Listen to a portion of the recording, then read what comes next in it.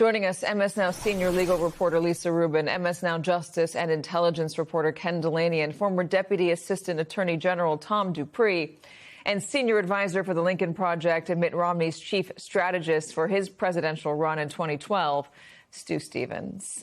Ken, let's start big picture here, because I think it is always worth reminding everybody how far this department has come and how unusual this moment is.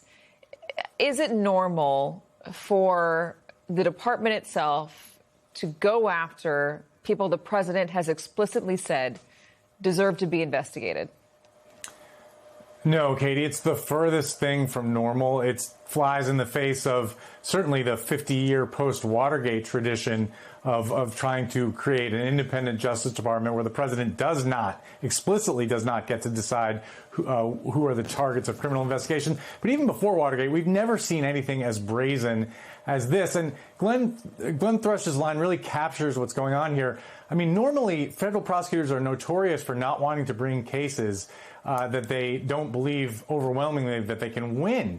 In this case, in this instance, we're seeing over and over again very junior prosecutors, or people with very little experience, some of whom were a state prosecutor like a minute ago, coming into court with these very marginal cases that most legal experts believe don't have a prayer, but they're doing it because the president wants it to happen. And there's a consequence here. Even if these cases don't go very far, the targets have to pay hundreds of thousands of dollars, very often, sometimes millions in legal fees, to just deal with subpoenas. If you get a subpoena for all your email going back several years, you might have to hire a private company to go through your email and sift out things that, I mean, it's very onerous. The process is the punishment in many of these cases. And then to go back to your larger point, it's an absolute distortion of what we expect the Justice Department to be. And the damage is almost incalculable, and it's going to take years to recover from this because so many good people have left the DOJ, and the reputational damage is immense, Katie. Tom, you've worked inside that building. Do you agree? I would say it is a fair assessment that what is happening now is not normal, at least in the sense of how the DOJ has traditionally operated. When I served, the Justice Department respected traditions and norms concerning the prosecutor's power and the decision whether or not to charge someone. Prosecutors hold one of the most awesome powers in our society. They have the power to deprive you of your liberty and put you in jail. And precisely because of that awesome power, prosecutors have always exercised their discretion to bring charges by using judgment, making sure they only bring charges that are supported by the evidence. And I think what we are seeing now, to your opening point, is a situation where these prosecutorial decisions are being influenced strongly, if not controlled, by the president's desire to see these people prosecuted, to see in the president's eyes the wrongs that were perpetrated on him basically being reversed and vindicated under his new administration. So Todd Blanche says he's getting no marching orders from the president. Does that ring true to you? I know you can't get inside his head. Obviously, you're not witness to everything. You know what it reminds me of? It reminds me of hearing Michael Cohen speak about the way someone like Trump makes his wishes be known. He doesn't give direct instructions. He rather makes his wishes known in an abstract way and then expects performance on them. I mean, but he did also DM or think he was DMing Correct. Pam Bondi, but put out a social media post demanding that these various people be investigated. Yes. And to the extent that they weren't at the time that he wanted them to be or in the way that he wanted to be, I'm sure that he also made his displeasure known. But, Katie, Ken said something a couple minutes ago that I've said many, many times, that the process is the punishment. Let me talk about the flip side of that the performance is the payoff. So we've got a bunch of people who are incentivized to do things that are performative rather than efficacious because they understand that that's what puts them in good stead with this president. And of course, what's really unusual here isn't just that prosecutors are taking direction from him.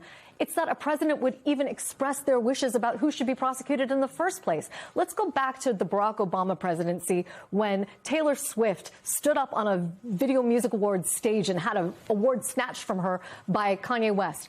At that time, Barack Obama said that he thought Kanye West was a jackass and got incredible pushback for just inserting himself into a cultural conversation. That's evocative of the space that presidents used to occupy, where they didn't pass judgment on anyone, even in a cultural domain or even where the political sphere was concerned, presidents reserved their judgment on people, particularly where their liberty was concerned. This one does not. There are a lot of Republicans, Stu, legal voices that are Republicans who have come out and said this is not good. There's not evidence there, and if this is the best the DOJ can do, it's not great. Jonathan Turley, one of them, works for Fox, is an analyst for Fox. He called this protected speech, that this is not something this president should be, or his DOJ should be pursuing. I wonder if that sentiment is shared within the Republican public. Well, look, Donald Trump is the most predictable president ever. All of these people supported Donald Trump for president. Now they're going to ask shock that he's doing. He ran on a retribution campaign. When he announced in Waco, Texas, he said, "I will be your retribution." So all these people supported him, these Republicans, they go, "Oh, my God, this is about retribution." I mean, really, it's sort of silly. And I think somebody like Todd Blanche and all this goes through this with the confidence that when Democrats are in power, and odds are Democrats are going to be in power for a good period of time, they're not going to stoop to the same level. And I think that's a mistake for Democrats. I think Democrats really need to be muscular in their prosecution and go after these people. They need to go after the crimes that are being committed inside the Trump administration in a complete and thorough way. It may be something that state attorney generals have to do, like the tobacco torch, because Trump's probably going to pardon everybody. But, you know, there's a sense here, we can do this, but the other side, they won't do it. And I think that's not a very smart move. What about within the department? I know I've asked this a few times. It's worth going back in. It's been a year and a half since Donald Trump took over the Justice Department. There have been a lot of firings, Ken.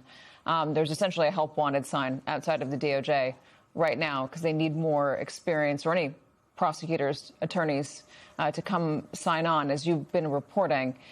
Is the feeling that they will be able to snap back to what we historically have expected from a Justice Department when Donald Trump is no longer in office? Well, for one thing, you just heard Stewart articulate a view that would fly in the face of that, the idea that Democrats should sort of mirror what the Trump administration has done and use political sway to decide who gets investigated. I know a lot of career prosecutors don't agree with that. They don't want that to happen, but that's certainly a possibility, in which case we wouldn't go back to a normal Justice Department. But then there's just the logistics of it, Katie. I mean, so many good, experienced prosecutors have left. They're not coming back. They're in private practice now. They've moved on with their lives. And so you can't replace that expertise. I mean, real veterans, particularly in the National Security Division, people who spent their careers dealing with these very specific, esoteric national security issues, they're gone now. They're not coming back. And so, it could take years to restore some semblance of normalcy within the DOJ. And that's if Democrats who take power and decide that they want to go back to a normal DOJ that makes independent charging decisions, not influenced by politics. And that's a big question. What about the Jerome Powell stuff?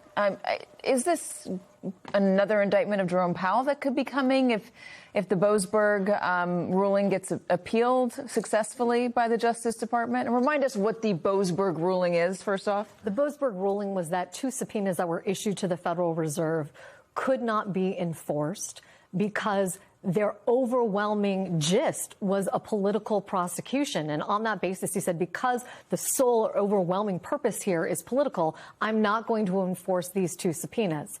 Now, the department has made a promise, and the president has made a promise, allegedly, to Senator Tillis, that he is not going to continue with this prosecution or investigation of Jerome Powell, so that Mr. Tillis will vote for Kevin Warsh.